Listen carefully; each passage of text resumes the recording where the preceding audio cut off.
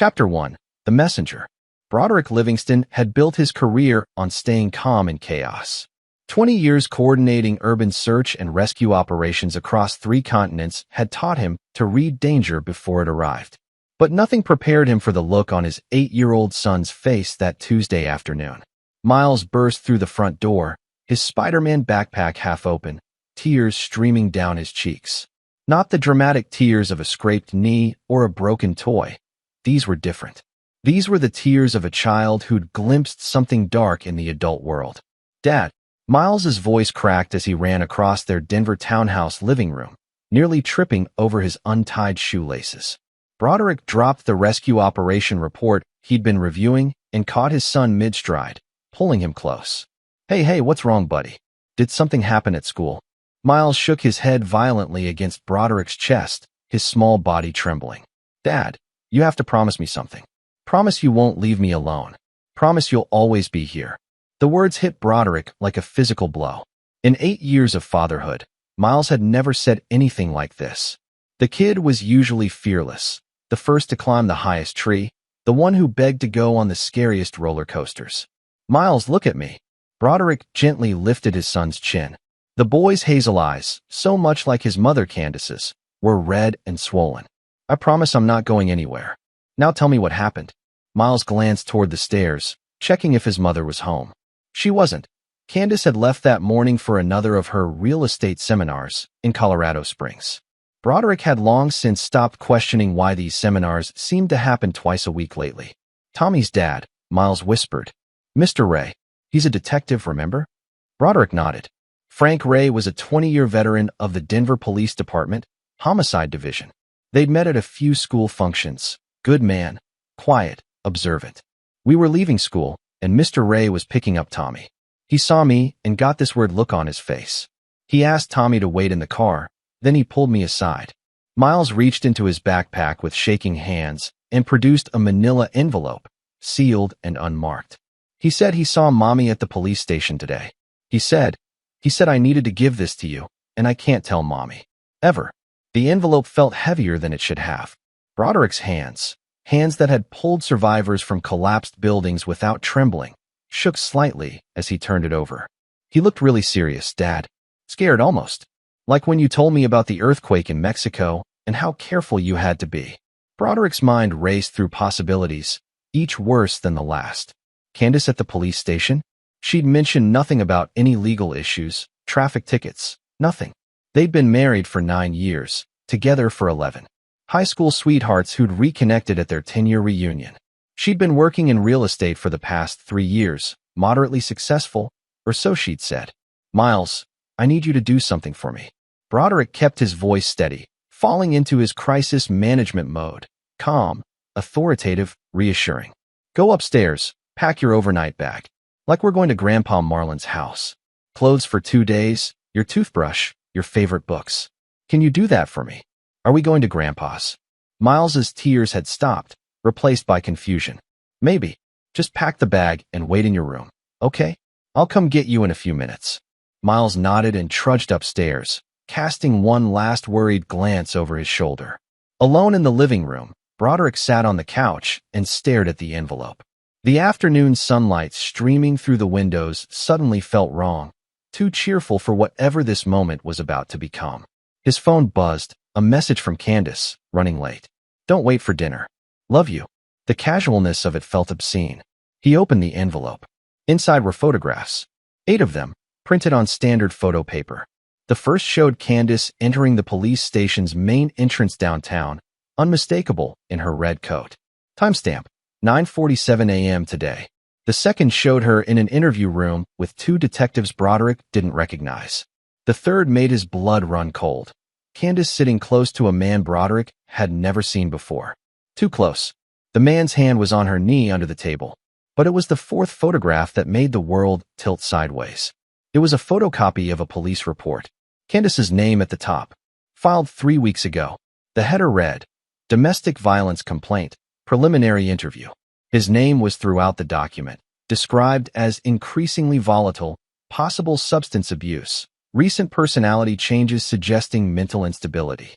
None of it was true. None of it had happened. The fifth photo showed Candace leaving the station with the unknown man, their body language intimate.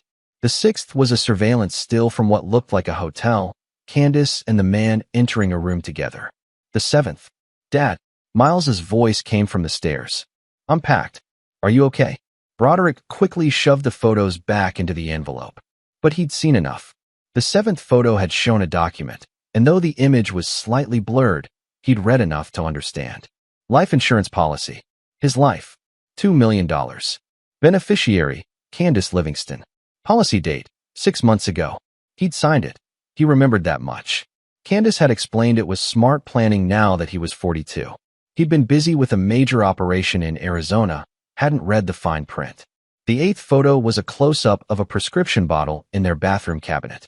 His name on the label. A medication he'd never heard of, didn't remember being prescribed. He'd been feeling strange lately, dizzy spells, memory fog, unexplained nausea. Candace had been so caring, so worried, encouraging him to rest, making him special smoothies in the morning, special teas at night. His hands started shaking again. Miles, we're leaving. Right now. Broderick's voice came out harder than he intended. He grabbed his keys, his wallet, his laptop bag. His mind was already calculating what he needed, where to go, who to trust. The photos had included one more item, a handwritten note on Denver PD stationery, Frank Ray's name printed at the bottom. Livingston, I don't know what's happening, but you need to see this. She came in today to amend her statement, make it stronger. The guy with her is Clarence Bryant. Bad news. Loan shark, suspected in 2 disappearances. She's asking for a restraining order against you, claims you've been erratic, possibly dangerous. They're building a case. I could lose my job for this, but your kid doesn't deserve to lose his father. Be careful. Trust no one. Fr. Broderick grabbed Miles's hand, pulling him toward the garage. We're going on an adventure, buddy. Just you and me for a little while. What about Mom? The question hung in the air as Broderick opened the car door. What about Mom, indeed? The woman he'd loved, built a life with, trusted completely. The woman who was apparently trying to frame him, possibly trying to kill him, collaborating with a known criminal. Mom's going to be busy for a while, Broderick finally said, strapping Miles into the back seat. We'll talk about it later. But right now, I need you to trust me. Can you do that? Miles nodded, clutching his backpack to his chest. As Broderick backed out of the garage, he caught sight of their wedding photo in the hallway, visible through the door. Candace in white, her smile brilliant, her hand in his. He'd thought he knew that woman. He'd been wrong. His phone buzzed again, another text from Candace. Actually, I'll be home in 20 minutes. Can't wait to see you both. Broderick deleted the message and turned off his phone. In the rearview mirror, he watched their townhouse disappear as he turned the corner. He had 20 minutes, maybe less. 20 minutes to disappear, to think, to plan. 20 minutes before his wife came home to an empty house and realized her target had escaped. Chapter 2. The Investigation. The budget motel on the outskirts of Morrison, 30 minutes from Denver, wasn't the Ritz, but it was cash only, and the clerk barely looked at them.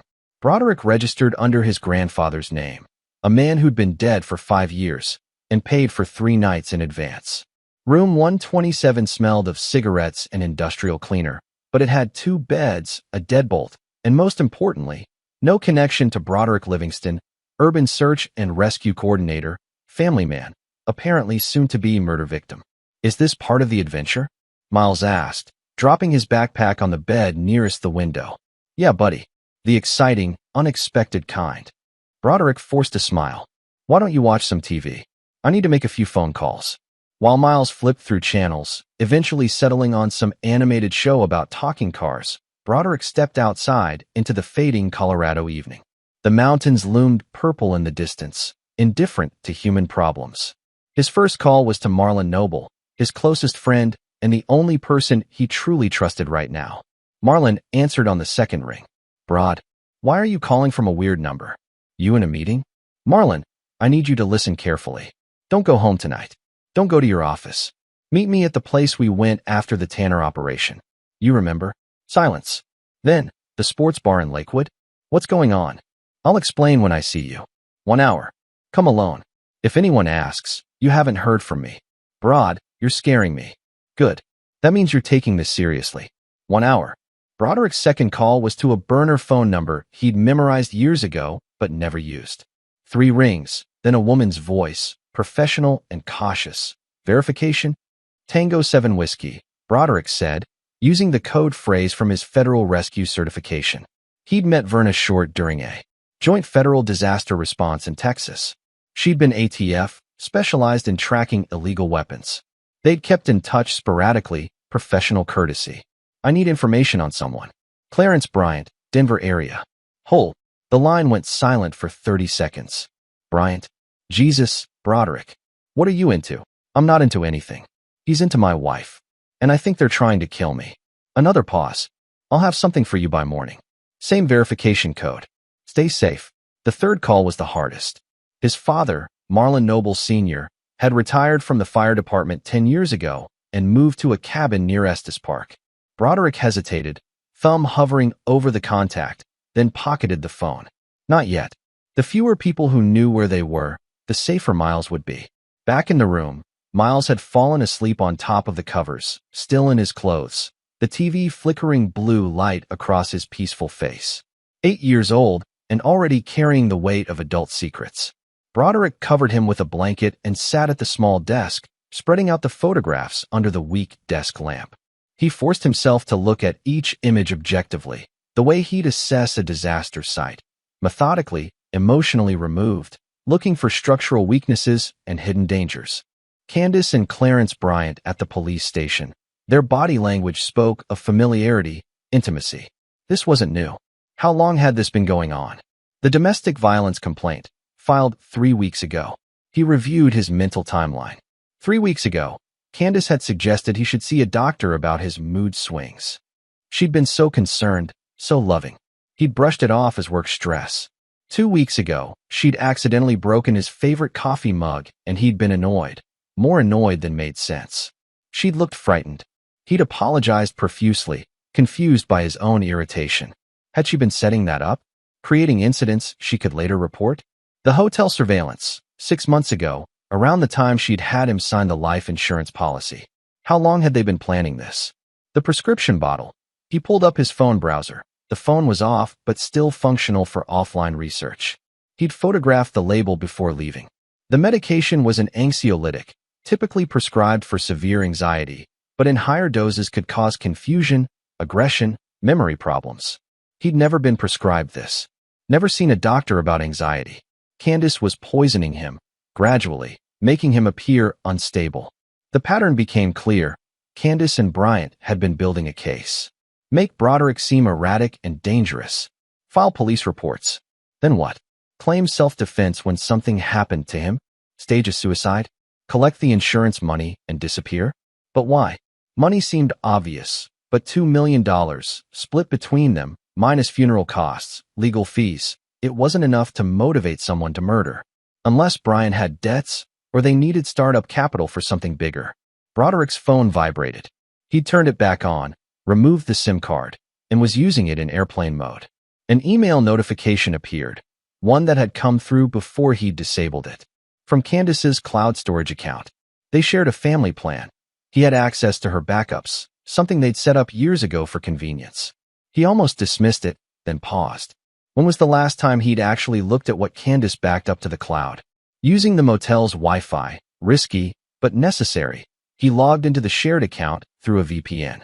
Her photo backup loaded slowly. Thousands of images, organized by date. He scrolled backward, looking for anything unusual. Real estate seminars, photos of properties, selfies with colleagues, pictures of Miles at school events. All normal. Then, 6 months ago, the patterns changed. Photos of Broderick, taken when he didn't know she was photographing him. Looking tired, frustrated, angry. But the contexts were wrong. That photo of him looking furious? That was from a rescue operation where they'd lost 2 civilians. He'd been devastated, not angry. But from the photo alone, without context, he looked violent. She'd been building a dossier on him. He scrolled further. Messages app backup. His hands trembled as he opened her text message history. Most of it was mundane, parent-teacher communications, real estate clients, family group chats. Then a separate thread, contact name CB. Clarence Bryant. The messages went back 9 months. CB, when are you going to tell him?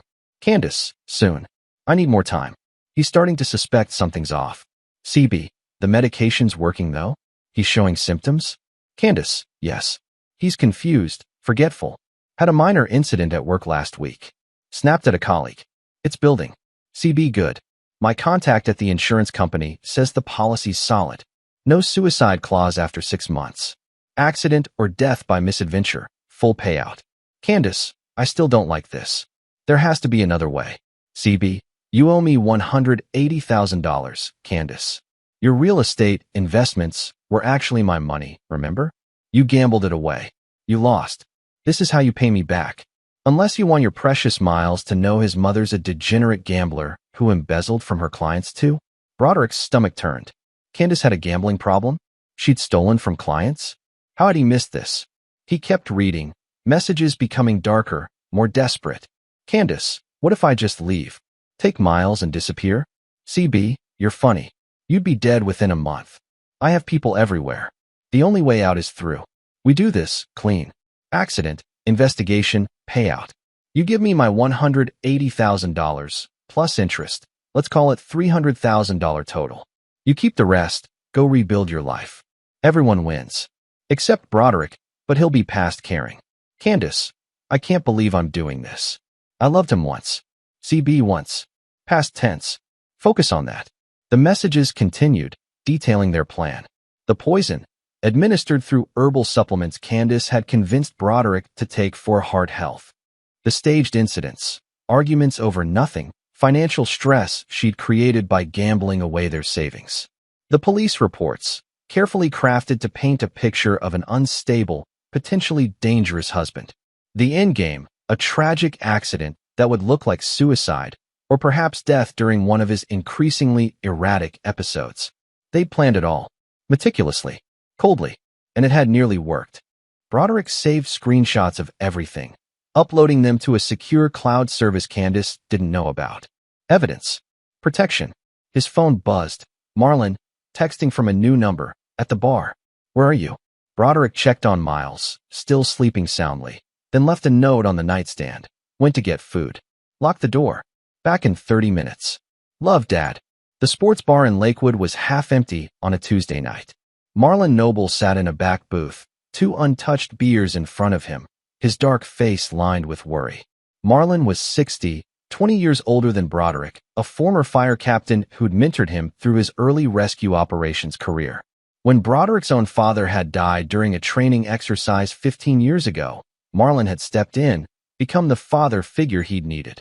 Talk, Marlon said as Broderick slid into the booth. Broderick laid out everything. The envelope, the photos, the evidence, Candace's betrayal, the murder plot. Marlon listened in silence, his expression hardening with each revelation. That boy okay? Marlon finally asked. He's tough. He'll be okay.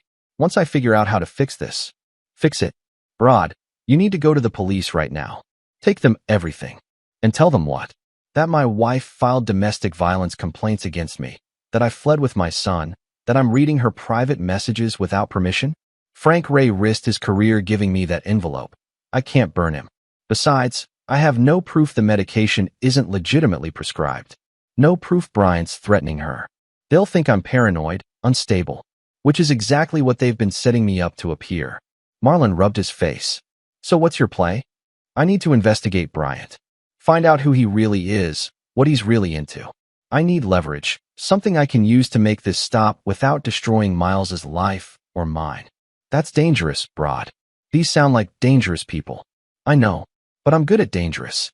I've pulled people from burning buildings, collapsed structures, disaster zones. I can handle one corrupt loan shark and my lying wife. Marlon studied him for a long moment. You've changed. Just in the last few hours. You look different. I feel different. This afternoon, I was a husband and father, trying to do right by my family. Now, Broderick's expression hardened. Now I'm a man who realizes his wife was trying to murder him for money. And I'm not going to let that stand. Chapter 3. The Past Unveiled. By morning, Broderick had 3 hours of sleep and a comprehensive dossier on Clarence Bryant, courtesy of his ATF contact and his own late-night research. Clarence Bryant, 54, born in Colorado Springs. Juvenile record sealed. First adult arrest at 19, assault with a deadly weapon, charges dropped. Second arrest at 23, operating an illegal gambling operation, plea deal, probation. Third arrest at 28, loan sharking, witness intimidation. That one stuck, 18 months in federal prison. Since his release, Bryant had been clean on paper.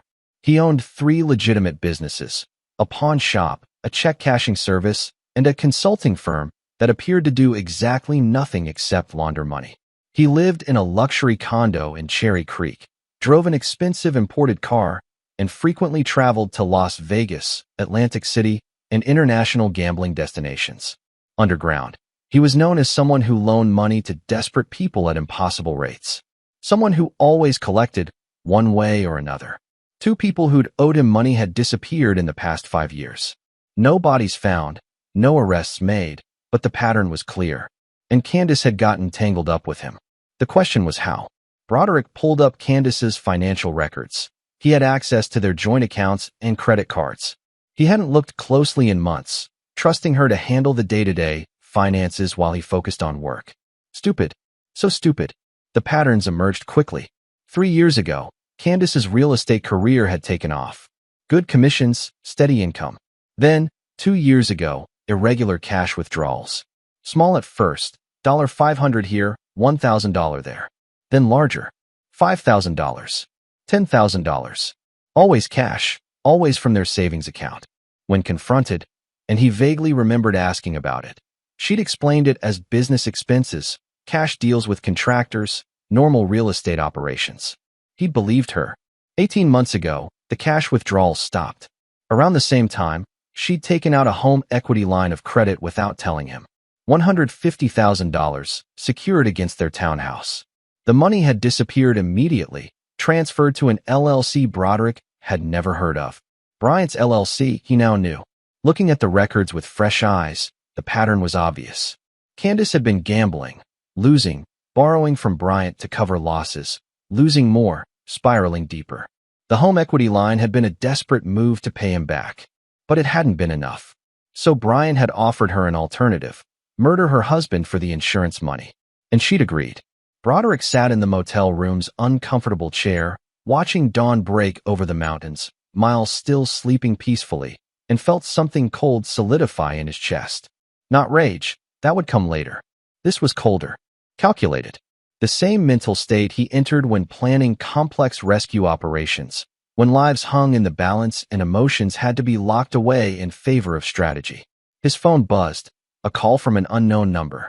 He stepped outside to answer. Mr. Livingston? A woman's voice, professional, clipped. My name is Detective Eugenia Cruz. Denver Police. I'm trying to locate you regarding a family matter. Your wife filed a missing persons report this morning. She's very worried about you and your son. Of course she had. When they didn't come home last night, when she couldn't reach him, she'd gone to the police. Playing the concerned wife, the worried mother. Detective, I'm fine. My son is fine. We're visiting family.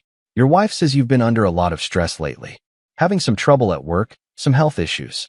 She's concerned you might not be thinking clearly. There it was. The narrative. The setup. I appreciate her concern, but I'm completely fine. I'll contact her when I'm ready. Mr. Livingston, I need to know where you are. For your son's safety. Your wife has custody rights. Joint custody, detective. Which means I have equal rights to be with my son.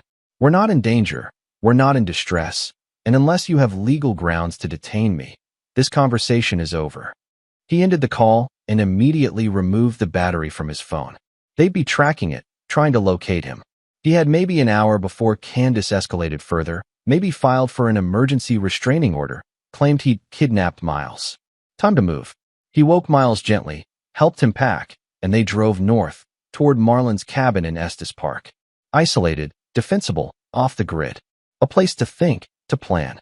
As they drove through the mountain dawn, Miles finally spoke. Dad, is Mom trying to hurt us? The question hung in the air, sharp and terrible. Broderick wanted to lie, to protect his son from the truth. But Miles had started this by bringing him the envelope. Miles deserved honesty, as much as an 8-year-old could handle. Mom made some bad choices, buddy. She got involved with some bad people. And yeah, I think she might try to hurt me. Not you, never you. She loves you. but she might try to hurt me to solve her problems. So we're hiding? For now? Just until I figure out how to fix this. Can you fix it? Broderick glanced in the rearview mirror, meeting his son's eyes. I don't know yet, but I promise you this. Whatever happens, you'll be safe. And the truth will come out. The people who did bad things will face consequences. Will Mom go to jail? Maybe. Probably. I'm sorry, Miles. I know that's scary. Miles was quiet for a long time. Then, it's okay, Dad. I'm scared, but I trust you. You save people. That's what you do. You'll save us too.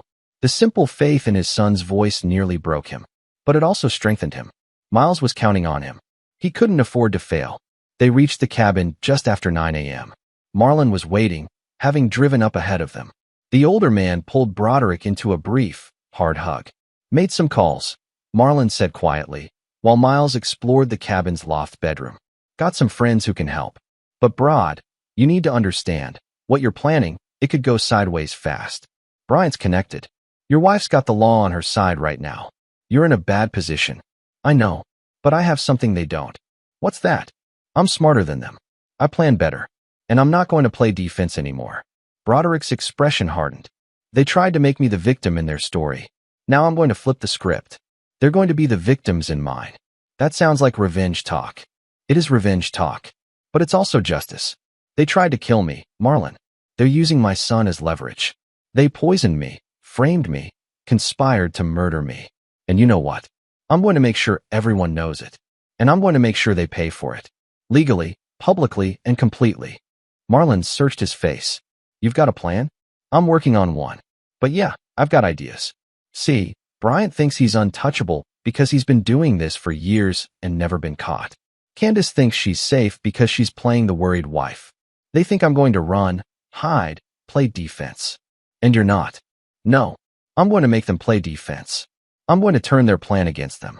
And by the time I'm done, they're going to wish they'd never heard the name Broderick Livingston. Chapter 4. The Enemy Revealed. For 3 days, Broderick Livingston disappeared from the grid. No phone calls, no credit cards, no digital footprint. To anyone looking, he'd vanished into the Colorado wilderness with his son. Candace played her role perfectly. The distraught wife on local news, pleading for her husband's safe return, dabbing at manufactured tears. But Broderick wasn't hiding. He was hunting. In Marlon's cabin, he'd converted the dining room into an operations center. Maps of Denver, photographs of Bryant's properties, financial records, cellular triangulation data. Everything spread across the table like a military campaign. Miles stayed upstairs, doing online schoolwork Marlon had arranged, occasionally venturing down to find his father staring at documents with an intensity that was both comforting and frightening. Your dad's in his work zone, Marlon had explained to the boy. When bad things happen, when buildings collapse or people are trapped, your dad does this. He studies, he plans, he figures out how to save people. Right now, he's figuring out how to save both of you. The breakthrough came on day 4. Broderick's ATF contact had sent encrypted files, years of investigation into Bryant's operations. The federal government had been building a case against him for money laundering and racketeering, but they'd never had enough evidence to move forward. Witnesses disappeared. Records vanished. Bryant was meticulous, insulated by layers of legitimate business and a network of intimidated debtors who'd never testify. But there was a weakness. There always was. Bryant's pawn shop, Crystal Young's Treasures, named after some long-dead relative, processed thousands of transactions monthly. Legitimate on the surface, but serving as a cash-washing operation underneath. People brought in stolen goods. Bryant gave them cents on the dollar, then sold the items for massive profits. More importantly, desperate gamblers pawned family heirlooms for cash to pay their debts, only to have Bryant refuse redemption and keep the items. It was a small operation compared to his other businesses, but it was personal. Bryant ran it himself, maintained the inventory personally, trusted no one else with the details. Which meant the records were in the shop. The real records, the ones that would show the cash flow discrepancies, the unreported income, the stolen goods, the pattern of fraud. Broderick studied the building's layout, a corner storefront in a declining strip mall in Aurora. Security cameras, alarm system, but nothing sophisticated. Bryant was arrogant, confident his reputation protected him better than technology ever could. You're not seriously considering breaking in. Marlon said, reading Broderick's expression. Not breaking. Entering legally. With a warrant. Broderick pulled up another document. The ATF investigation files. Look at this. Federal agents requested warrants twice, but both times they were denied for insufficient evidence. But what if new evidence emerged? What if a concerned citizen provided testimony about illegal activities? What concerned citizen? Candace Livingston. Marlon frowned. She's not going to testify against Bryant. She's in bed with him, literally. She doesn't know she's going to testify yet. Broderick's smile was cold. But she will. See, I've been thinking about this wrong. I've been seeing them as a team, united against me. But they're not. They're predator and prey. He's blackmailing her into murder. She's terrified of him. The messages prove that. She didn't want to do this. She felt trapped.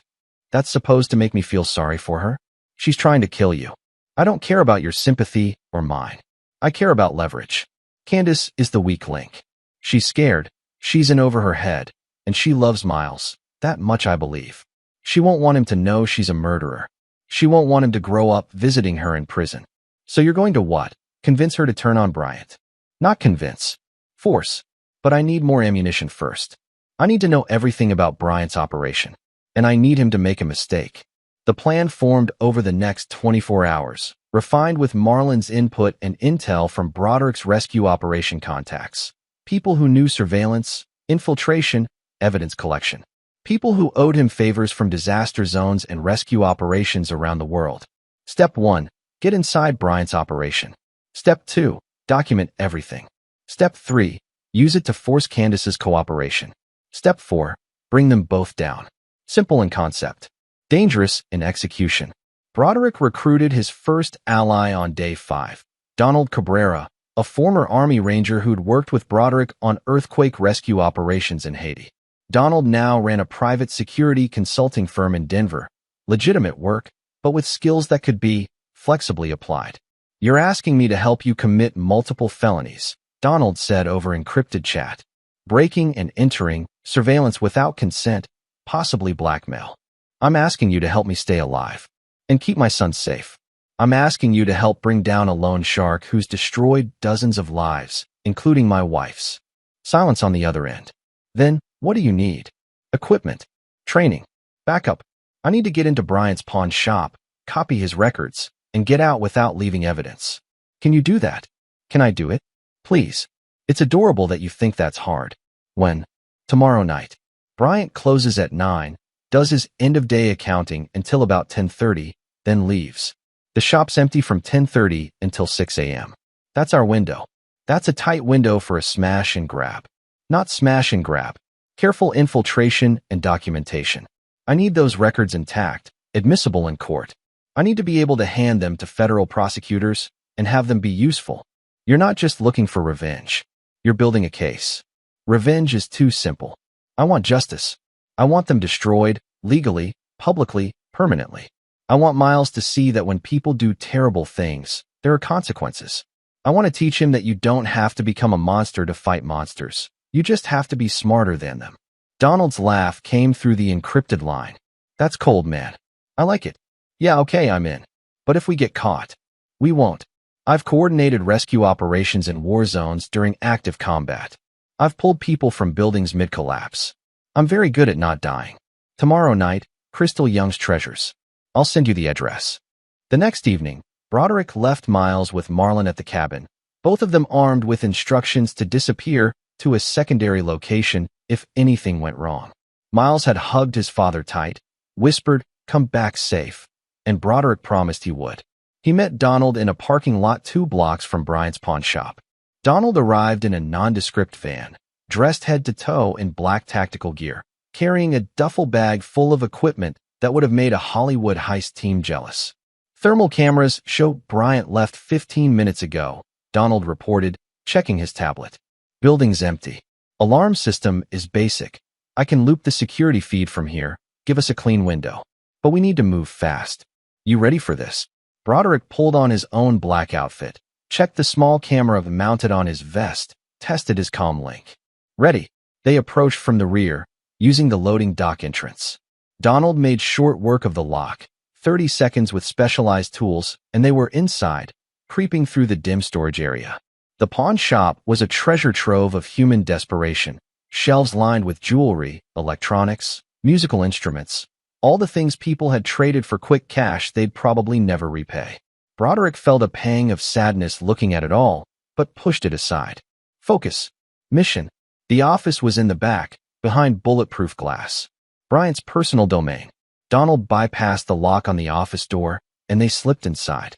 Jackpot, Donald whispered, pointing to an old-fashioned file cabinet and a desktop computer.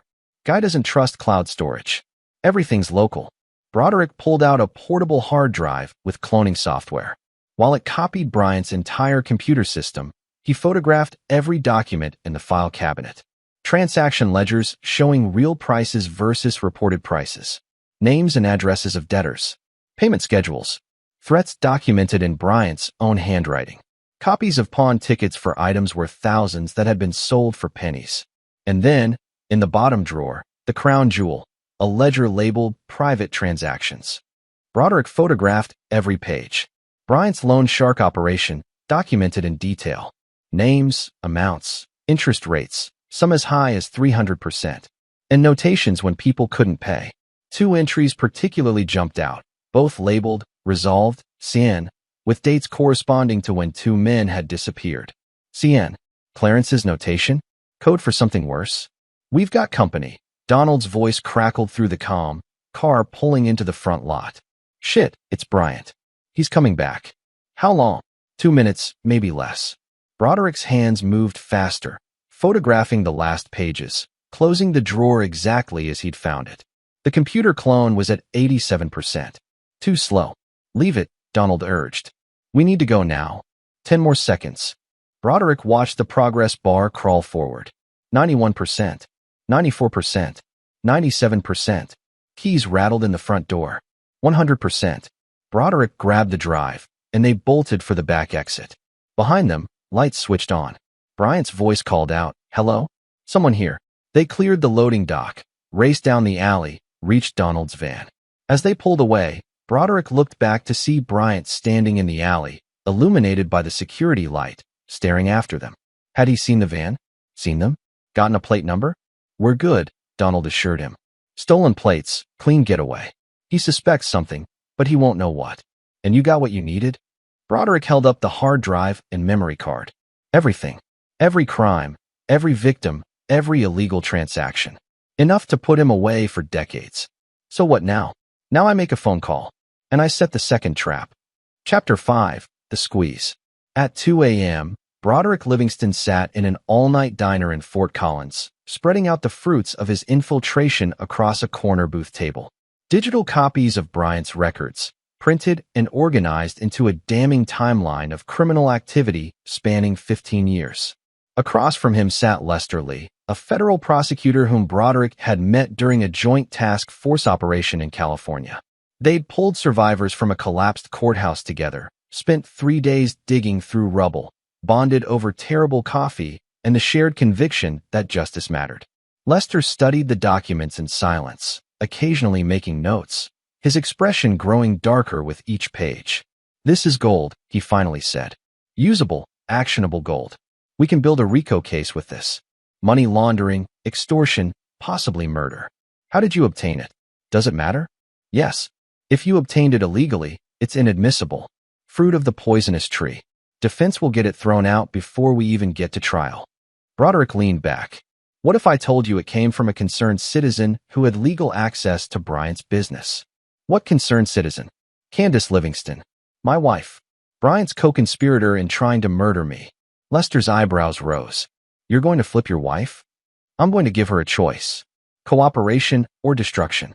Prison or witness protection.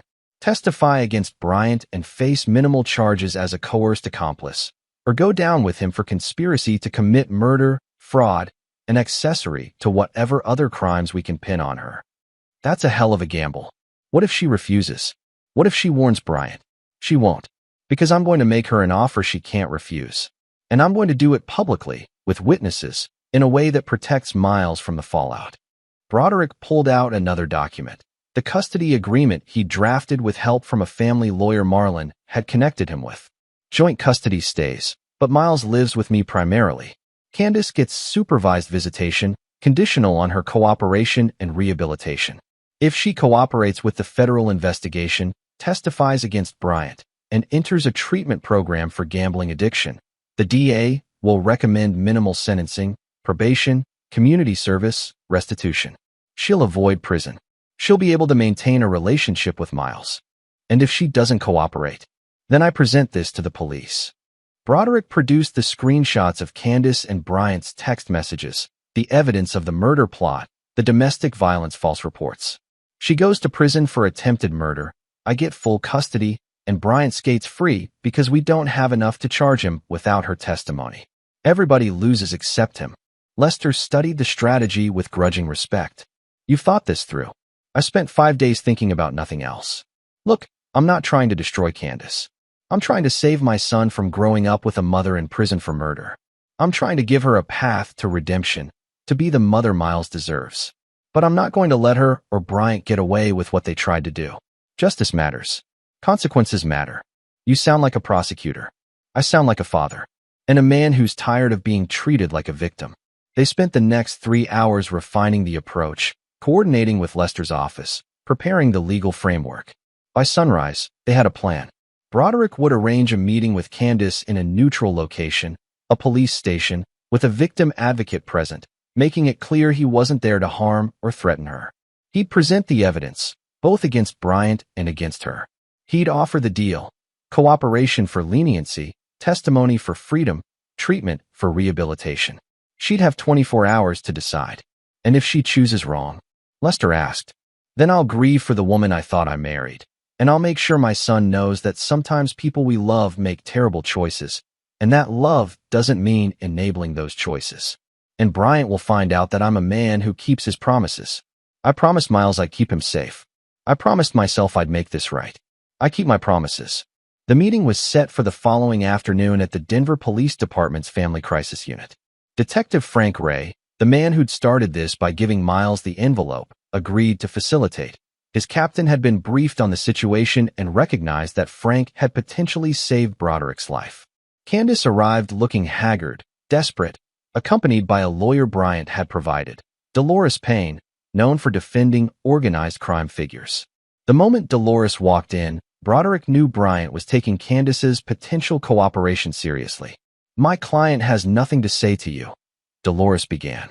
This is harassment, intimidation of a domestic violence victim. Miss Payne, Lester interrupted, placing his federal prosecutor credentials on the table. Your client is the one who should be worried about harassment charges. And worse, much worse. He laid out the evidence, the text messages proving the murder plot, the fake police reports, the life insurance fraud conspiracy. Candace's face drained of color as each document appeared. This is fabricated, Dolores tried. Illegally obtained. Obtained from a shared family cloud account Mr. Livingston had legal access to, and subsequently disclosed to federal investigators in the interest of his own safety. Completely admissible. And that's just the beginning. Lester produced the documents from Bryant's pawn shop. Your client's co-conspirator has been running a criminal enterprise for 15 years. Money laundering, extortion, possibly murder.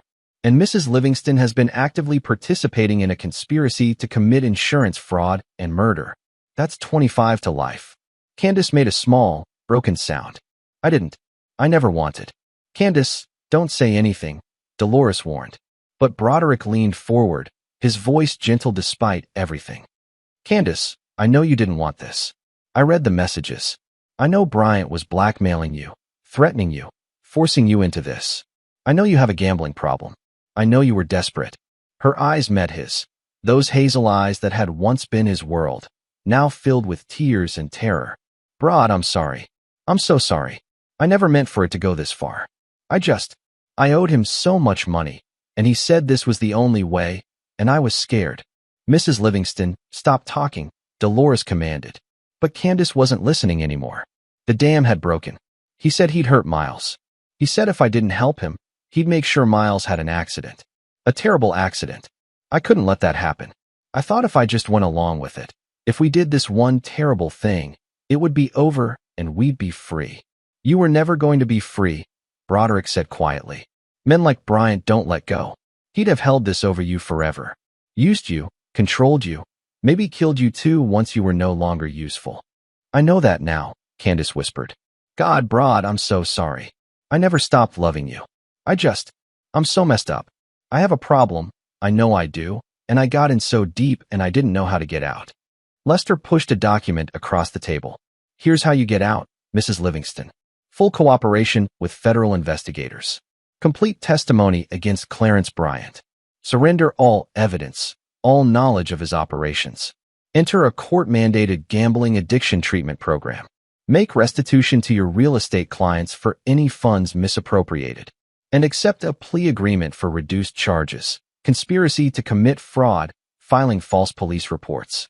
You'll get probation, community service, mandatory treatment. No prison time.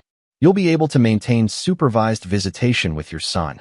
Candace read through the document, tears streaming down her face. And if I say no? Then you and Bryant both go to prison, Broderick said. And Miles grows up visiting his mother behind bars, knowing she tried to murder his father. Is that what you want? Broad, please. Candace, think about Miles. Think about giving him a chance to have a mother who's better than this. A mother who made terrible mistakes but chose redemption over destruction. You can still be in his life. You can still be his mom. But you have to choose that. Right now. Dolores Payne tried one more time.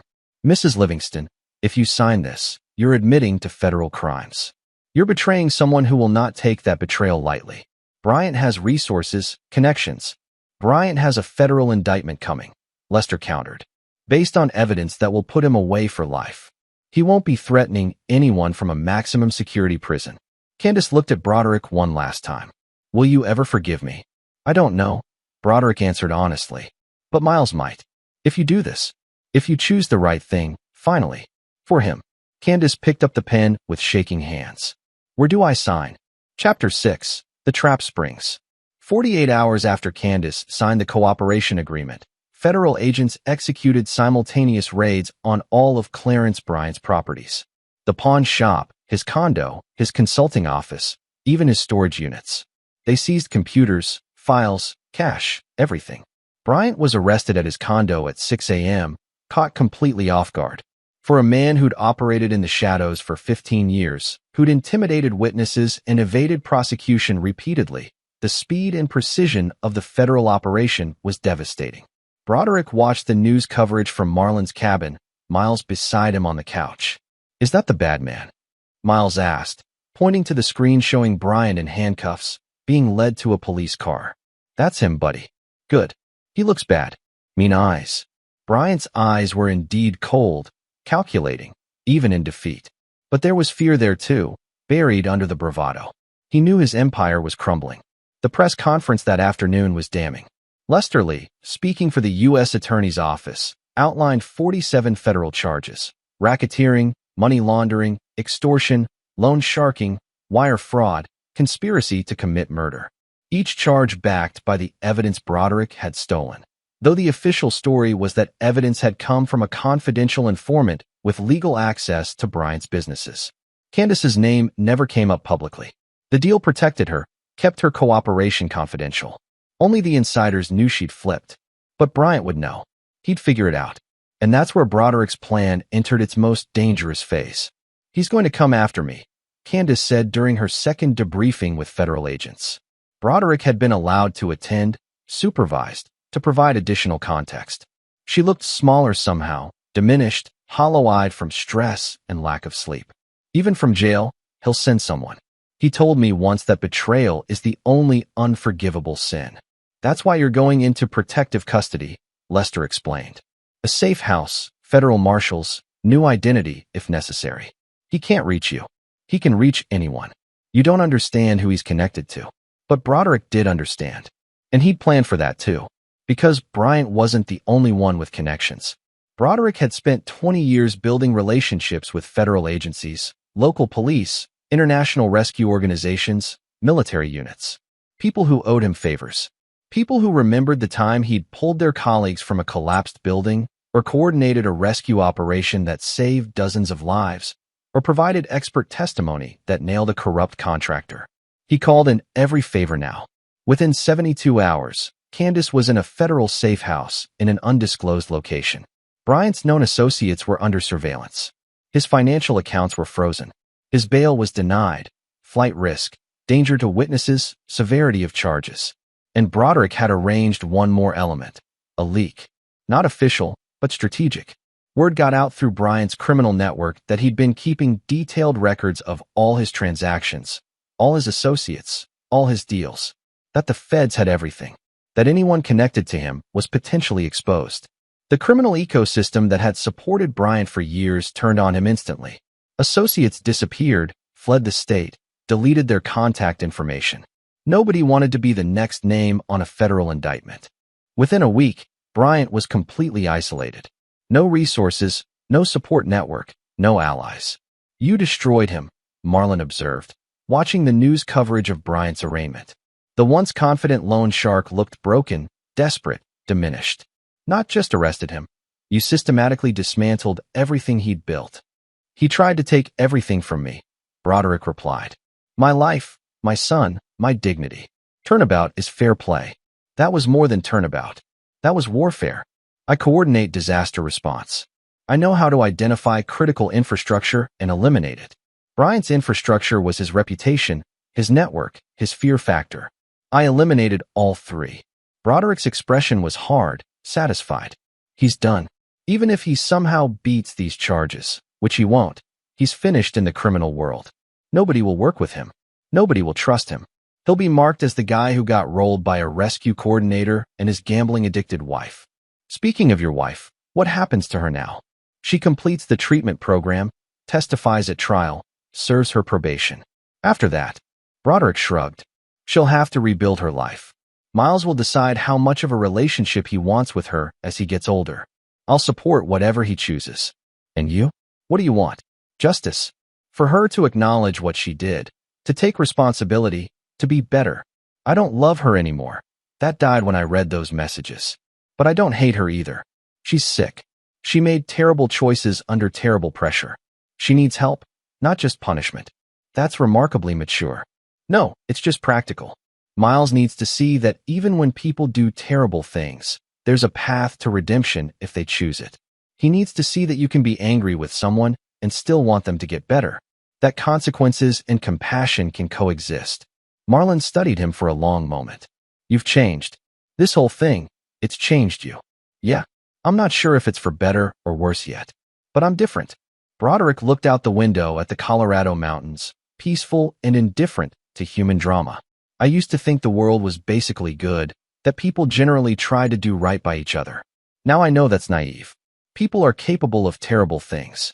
Even people you love. Even people who love you back. That's a dark lesson, but an important one. Miles needs to learn it too, eventually. That the world isn't fair, that bad things happen to good people, but that you don't have to be a victim. You can fight back. You can win. You can make things right, or at least better." His phone buzzed, a text from Lester. "Bryant's lawyer is asking for a meeting. Wants to discuss a plea. He's broken." Broderick smiled coldly. "It's done. Bryant's going to plead out. He knows if this goes to trial, with Candace testifying, he's done. Life sentence, minimum. So you won. I survived. I protected my son. I made sure the people who tried to hurt us faced consequences. That's not winning. That's just refusing to lose. But it felt like winning." Chapter 7. The Testimony. The federal courthouse in Denver was packed the day Candace Livingston took the stand.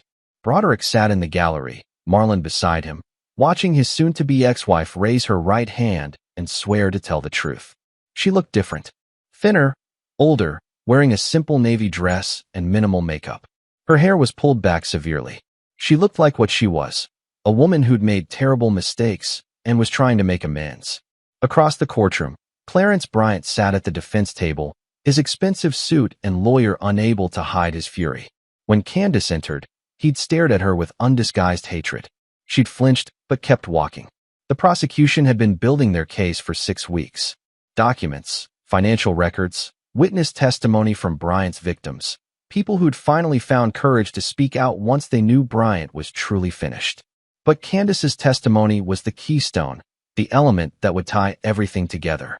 Lester Lee approached the witness stand, his expression professional but kind. "Mrs. Livingston, Can you describe your relationship with the defendant, Clarence Bryant? Candace's voice was soft but steady. He became someone I owed money to, through my gambling addiction. And then he became someone who controlled my life. How much did you owe him? Initially, about $80,000. But with interest, his interest rates were illegal. I know that now. It grew to over $180,000. And when you couldn't pay, he offered me an alternative. Candace's hands trembled in her lap. He said if I helped him with a business opportunity, he'd forgive the debt. What business opportunity? Murdering my husband, Broderick Livingston, for the insurance money. A murmur ran through the courtroom. Even though everyone knew this was coming, hearing it spoken aloud was shocking. Tell us about the plan. For the next 2 hours, Candace laid it all out. The poison, disguised as herbal supplements. The fake domestic violence reports, designed to establish a pattern. The life insurance policy. The plan to stage Broderick's death as a suicide or accident. The timeline. The escape plan afterward. And you agreed to this? Lester asked. Yes. Candace's tears were real now. I was desperate, terrified, and sick. My gambling addiction had destroyed my judgment. I'd stolen from clients to pay gambling debts. I'd borrowed from loan sharks. I was drowning, and Bryant offered me a way out. A terrible, unforgivable way out, but I took it. I agreed to murder the father of my child. Did you want to do it? No. God, no. Every day, I thought about backing out. Every time I put that poison in Broderick's supplements, I felt sick. Every time I filed another false police report, I hated myself a little more. But Brian had made it clear, if I didn't follow through, he'd hurt Miles. My son. He showed me pictures of Miles walking to school, playing in the park. He said accidents happen to children all the time. So I kept going. Why did you stop? I didn't stop. Broderick did.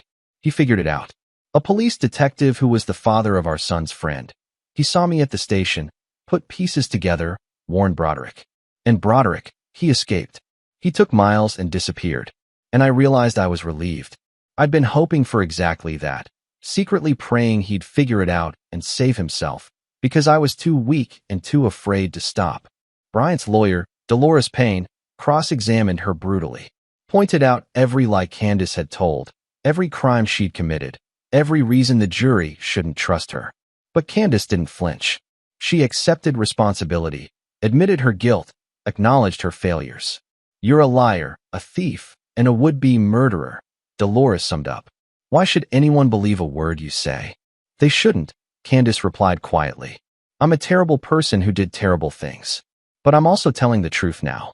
Every text message, every meeting, every plan, I've documented all of it. The prosecution has evidence beyond my testimony.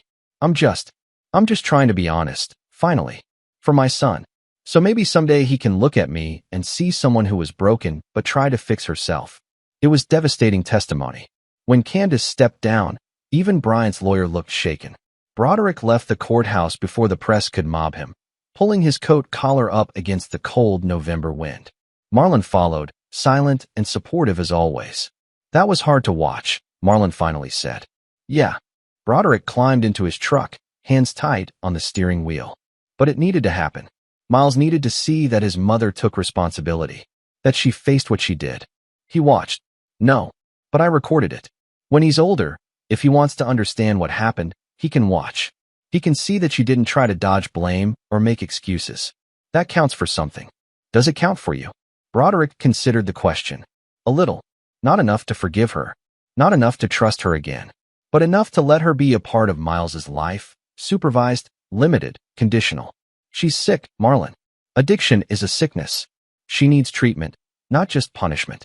And Bryant's not sick. He's just evil. And he's going away forever. Chapter 8. The Verdict. The jury deliberated for 16 hours over 3 days. During that time, Broderick moved through his life like a man underwater, present but distant, waiting for the final resolution. He'd return to work, taking on consulting projects that could be done remotely from the cabin. Miles had enrolled in a small school near Estes Park, making friends, slowly returning to normalcy. The boy still had nightmares sometimes, still asked questions about his mother, still struggled with the knowledge that the woman who'd given him life had tried to take his father's. But he was healing.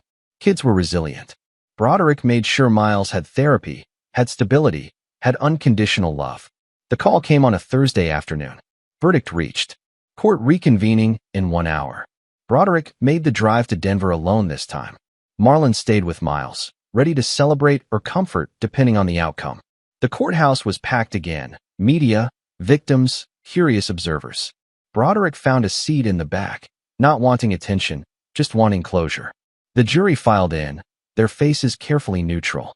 Bryant stood, flanked by his lawyers, looking like a man who'd already accepted his fate. Has the jury reached a verdict? Judge Kirsten Christian asked. We have, Your Honor. On the charge of racketeering, how do you find? Guilty. On the charge of money laundering? Guilty. On the charge of extortion? Guilty. The litany continued. 47 charges, 47 guilty verdicts. By the end, Bryant had collapsed into his chair, head in his hands, destroyed. The judge thanked the jury and set sentencing for 3 weeks hence. But everyone in that courtroom knew what the sentence would be. Multiple life sentences, no possibility of parole. Clarence Bryant, 54 years old, would die in federal prison. Outside, the press swarmed. Lester gave a statement about justice being served, about the courage of witnesses, about the thorough work of federal investigators. He didn't mention Broderick's name, protecting him as promised. But reporters had done their research. They knew Broderick was the intended victim. They found him trying to leave through a side exit. Mr. Livingston, how do you feel about the verdict? Relieved, Broderick said simply. Justice was done. What do you say to critics who claim your wife got off too easy with her plea deal? I say they don't understand addiction, or coercion, or redemption. My wife made terrible choices, but she was also a victim of Bryant's manipulation. She's serving her sentence, probation, restitution, treatment. She's trying to be better. That's all anyone can ask. Will you ever reconcile with her? No. Our marriage is over. But for the sake of our son, I want her to succeed in her recovery. I want Miles to have a mother who's healed and whole, even if she can't be my wife anymore. What's next for you? Broderick thought about Miles, waiting at home. About the cabin in the mountains that had become their sanctuary. About the future they'd build together, just the two of them, starting fresh. Next, I go home to my son. I tell him that the bad man is going to prison, that we're safe, that we can stop running and start living again. I tell him that even when terrible things happen, even when people we love betray us, we can survive. We can heal. We can build something new and good from the ruins. That sounds like you've forgiven your wife. No, Broderick said firmly. I've accepted what she did. I've made peace with the fact that people are complicated, that love doesn't protect you from betrayal, that trust once broken can never be fully restored. But I've also learned that you can move forward without forgiveness. You can acknowledge someone's humanity without excusing their actions. You can want good things for someone without letting them back into your life. That's where I am. That's where I'll stay. He walked away from the microphones, from the cameras, from the courthouse that had been the stage for his family's destruction and reconstruction. In his truck, alone, he finally allowed himself to feel everything he'd been holding back for 2 months. Relief, grief, anger, sadness, victory, loss. He'd survived. Miles was safe. The bad guys were caught. Justice was served. But the cost had been everything he'd built. His marriage, his trust, his naivete, his belief in the fundamental goodness of people. Was it worth it? He started the engine and pointed the truck toward the mountains, toward home, toward his son. Yes, it was worth it. Chapter 9, New Beginnings. 6 months later, spring came to the Colorado mountains with dramatic force, snow melting, flowers blooming, wildlife emerging from winter dens. The world renewing itself. Broderick stood on the cabin's porch, watching Miles play in the meadow behind the property. 9 years old now, taller, stronger, laughing as he chased butterflies with a net. The nightmares had stopped. The therapy was working. The kid was going to be okay. Marlon emerged from the cabin, 2 beers in hand.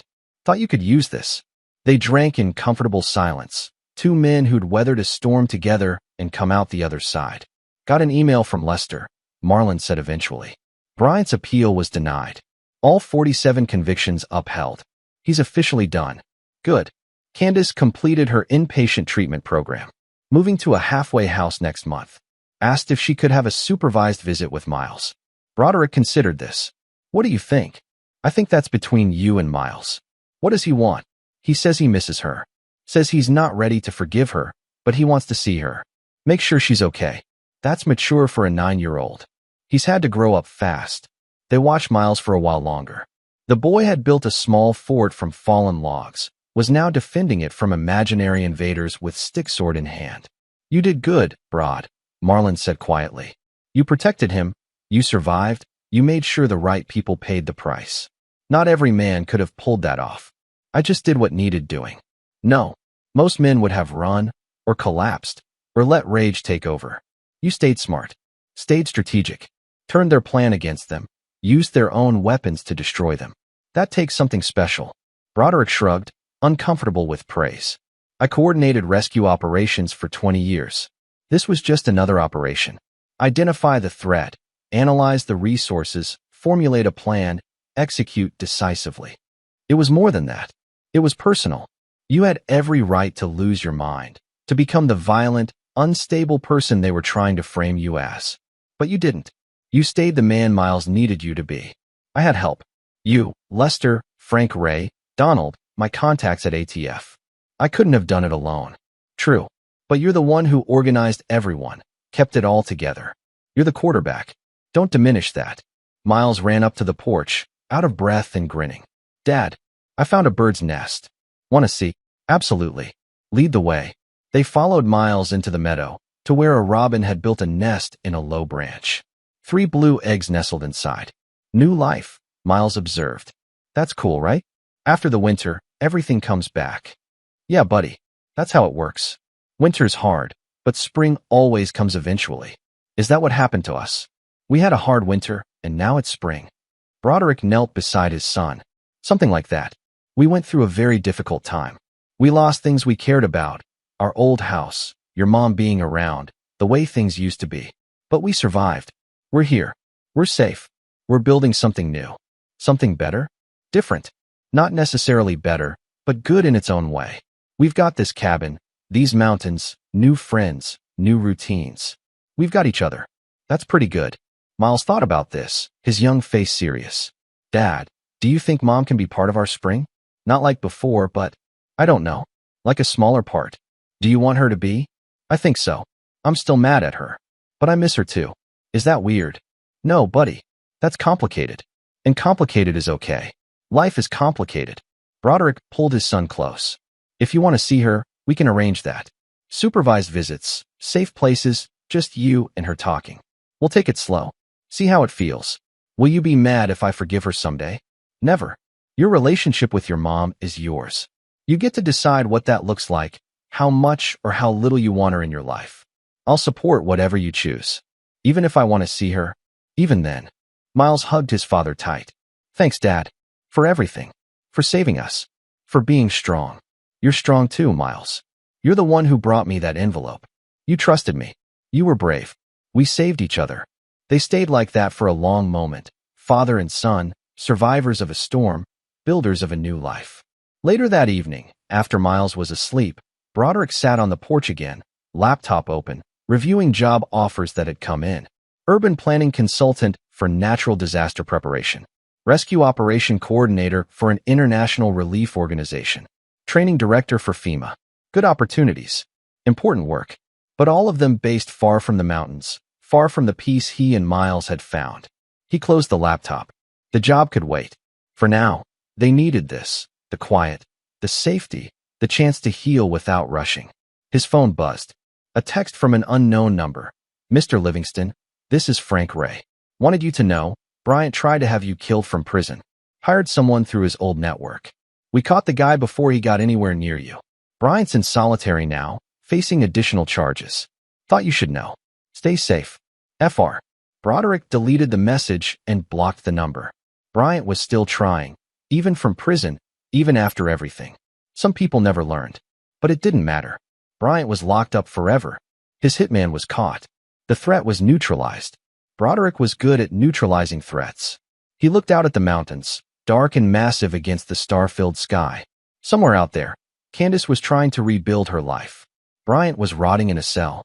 Marlon was asleep in the guest room. Miles was safe in his bed, dreaming of birds and butterflies in spring. And Broderick Livingston, Once a man who believed the world was fundamentally good, now a man who knew the world was fundamentally dangerous but survivable, sat on his porch and allowed himself something he hadn't felt in months. Peace. Not happiness. That would take time. Not forgiveness. That might never come. Not the innocence he'd lost. That was gone forever. But peace. The knowledge that he'd done everything right. Played every card perfectly. Protected what mattered most. Emerged victorious not through violence or vengeance, but through intelligence, strategy, and an unwavering commitment to his son. He'd been tested in ways he never imagined. And he'd passed. That was enough. Spring came to the mountains, and with it, the promise of new beginnings. For Miles. For Broderick. For whatever future they'd build together, one careful day at a time. The envelope that had started everything sat in a safe deposit box now. Evidence in a case that was closed, but not forgotten. Sometimes Broderick thought about that moment when Miles had handed it to him, how his world had shattered and reformed in the space of a few photographs. He'd been a different man then. Trusting, naive, unprepared for the darkness that lived in people's hearts. Now he was harder, sharper, wiser, better? He wasn't sure, but he was here. Miles was safe, and that was all that mattered. The mountains stood eternal, indifferent witnesses to human drama. And Broderick Livingston, survivor, father, man who'd stared into the abyss and refused to blink, finally allowed himself to rest. The war was over. He'd won. This is where our story comes to an end. Share your thoughts in the comments section. Thanks for your time. If you enjoy this story, please subscribe to this channel. Click on the video you see on the screen, and I will see you there.